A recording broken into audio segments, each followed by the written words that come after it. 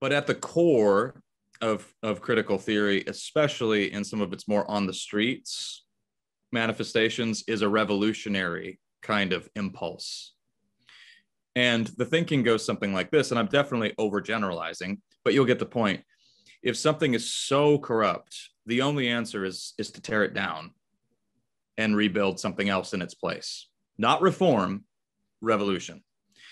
And so so the efforts to defund the police in a less radical light, although actually this is every bit as radical, it's a little bit more subtle, efforts to reform speech patterns and to see that those are politically enforced, whether it's gender pronouns or labeling certain forms of critique as hate speech.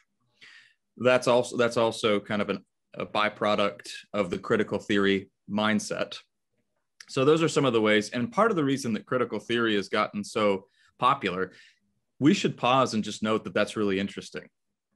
The fact that an academic discipline that's relatively obscure when you look at it, and sometimes, let's face it, really boring.